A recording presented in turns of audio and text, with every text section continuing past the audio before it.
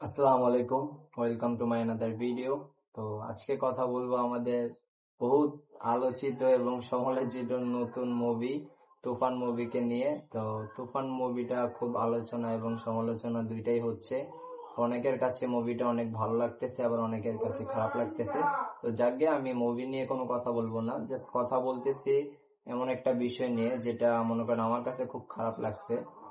তো এই মুভিটা প্রায় আর্নিং 20 কোটির উপরে ছাড়িয়ে গেছে।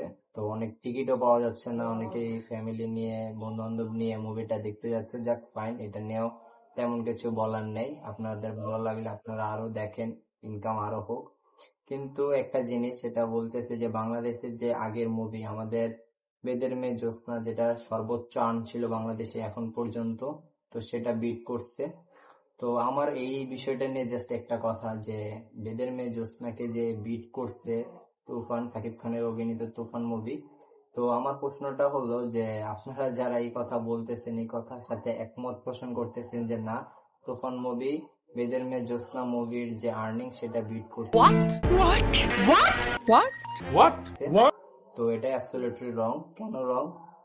কারণ হলো যে তুফান মুভিটা এখন 2024 সাল চলতেছে। 2024 সালে বর্তমান বাজার মূল্য আর আমাদের বেদের মেয়ে জ্যোৎস্না যখন ছাড়া হয়েছে তখন 1989 সাল।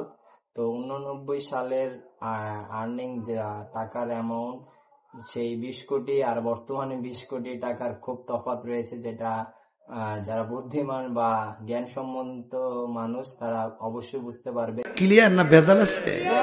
যে না, কেন বেদের মেয়ে জ্যোৎস্না তখনের 20 কোটি টাকা আর এখন বর্তমান 2024 সালের 20 কোটি টাকা, 25 কোটি টাকা, তো যেটা সমান না। তখন 20 কোটি টাকা দিয়ে প্রায় মনে করেন 30-40 হাজার ভরি স্বর্ণ কিনা যেত। আর নিঃসন্দেহে তুই ঠিক কথা বলেছিস। এখন বর্তমানে এক ভরি স্বর্ণের দাম যেখানে 1 লাখ টাকার উপরে। তো আশা করি যে যারা বলতেছেন যে না, বেদের মেয়ে জ্যোৎস্না মুভির যে আর্নিং, হ্যাঁ, ওটার সাথে যদি এটার জাজ করেন তাহলে এটা কোনোভাবেই সম্ভব না। গজব বেজতি। আশা করি তুফান মুভি আরো ইনকাম করুক, আরো হিট হোক, যেহেতু বাংলাদেশের মুভি স্ট্যান্ডার্ড আরো বাড়ুক, আমাদের যে মুভি কমিউনিটি আছে সেগুলো আরো উন্নত করুক, বাইরের দেশের মতো অনেক স্ট্যান্ডার্ড হোক, যারা মনে করেন আমাদের বাংলাদেশের মুভি নিয়েও যেন মনে করেন কথা বলতে পারে, হ্যাঁ, আলোচনা করতে পারে। তো নেগেটিভিটি সবকিছুতেই থাকে। তো এই বিষয়গুলো আপনারা একটু সমালোচনা করবেন না এইসব বিষয় নিয়ে।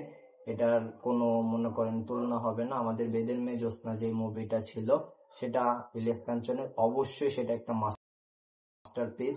হ্যাঁ, আমার মতে সেই মুভিটা এমন কেউ নাই বাংলাদেশে যারা মনে করেন আগের যুগের মানুষ, সাদা কালো টিভি ছিল যখন, তারা দেখেননি।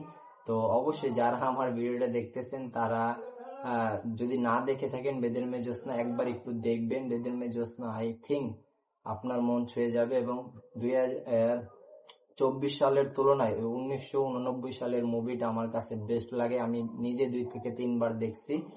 তো এই সব বিষয় নিয়ে আর তেমন কিছু বলার নাই।